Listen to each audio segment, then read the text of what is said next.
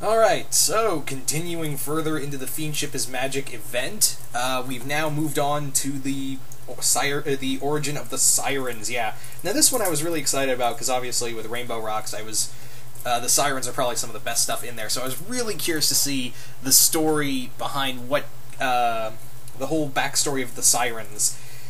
And yeah, it's kind of the story I figured it would be. This is the story of how how Star Swirl defeated them and kicked them into the Equestria Girls universe.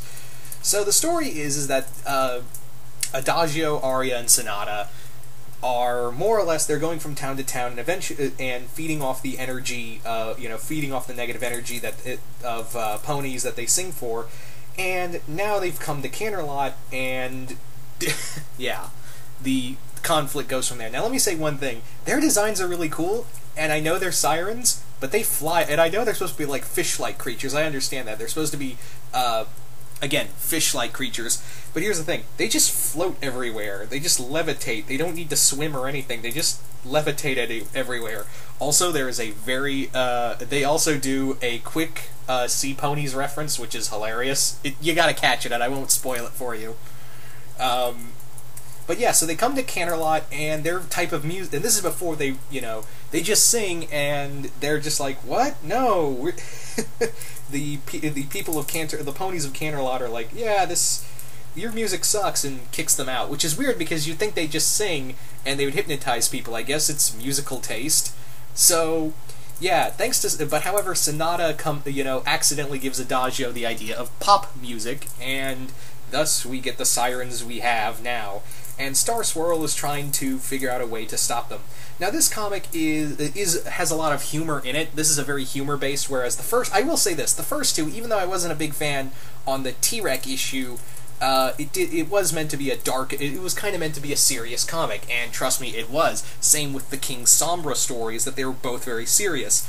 This was a little more lighthearted than the past two, and you can clearly see because it's definitely more of a less serious story, and yeah, for three characters that nearly pushed Equestria to the brink, they're kind of like, we're just doing this for the fun of it, we're just trolling everybody here, and yeah.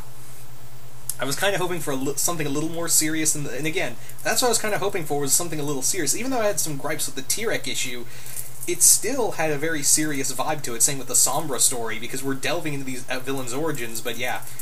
And also, let's talk about Star Swirl. Star Swirl in here is actually the only pony to be like, look, the Sirens are bad, and their music could be a danger to us. And it leads him to kind of do what Twilight tried to do, is try to create a musical, magical response to it, which leads to this hilarious montage of them having a music battle, and also leads to the Sirens dressing up as I believe the Misfits from Gem and the Holograms, and also Star Swirl wearing a codpiece. Just let that image sink into your head. Yeah. It also has Star Swirl dressing up as like the Third Doctor and playing a star double guitar, and it's awesome. Yeah. But anyway, there's also some people are kind of talking about, well, they have the weirdest dialogue. I can kind of explain the Sirens saying like shall and nay and all that, not like nay like horses do, more like nay, foul demon. It's because like this is supposed to be Equestria 1,000 years ago. They haven't really the dialect hasn't really been updated back then. It wasn't really it hasn't been updated to present time. So I like that kind of that little touch that the writer did of giving them that kind of medieval speak. So I like that little touch right there.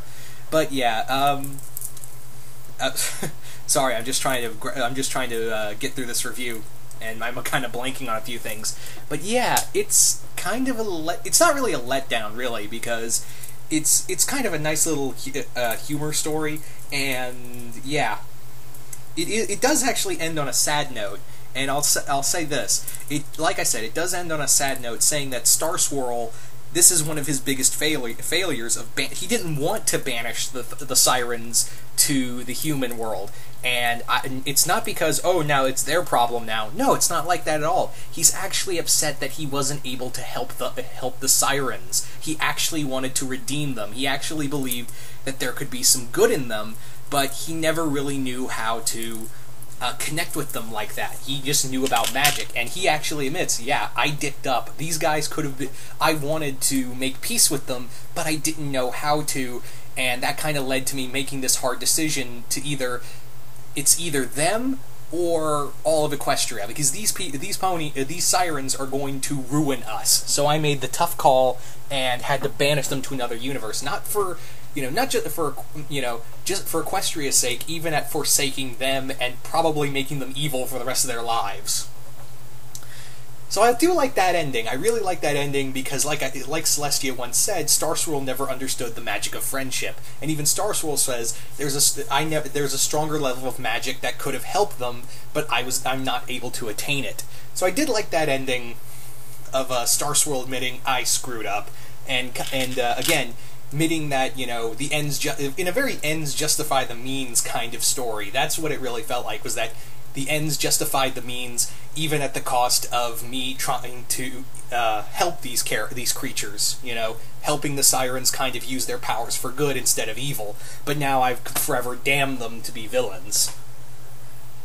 So yeah, the ending kind of really worked for me. And again, it's nice, there's some good levity in here. But yeah, it gets a little too goofy, but I'm not saying it's a terrible story. None of these comics so far, none of these past three issues have been bad. I mean, they've had a little problems here and there. I still think the Sombra story's the best, honestly. I still think the King Sombra story is probably the best so far, the first issue. But even the Tyrek in this issue have really good moments in here. None of them have been like, oh my god, they're fucking terrible. I've never been like that. Do the past two issues have their really weak points? Yeah, so does the Sombra issue. That has some weak points too. But still, I like these so far, and now I'm really curious about the Nightmare Moon story because they've revealed the plot to it. That this is what Nightmare Moon, one of the things Nightmare Moon did while she was on the moon. So I'm really curious to see where they're going to go with that, of what the... Now that, it's not just Nightmare Moon's origin, because now we've seen that in the show, the canon origin, but this is going to be that time frame when when Nightmare Moon was banished to the moon. So maybe we'll see the Nightmare creatures again? The Nightmare creatures from the Nightmare Rarity story arc? Hopefully. And then finally is the Queen Chrysalis story, and that's the one I'm really interested now that the Siren story is over. But yeah, once again, you guys tell me if you've read this issue. What did you guys think of the Siren issue? And once again, hope you all enjoyed this, and I will see you guys later.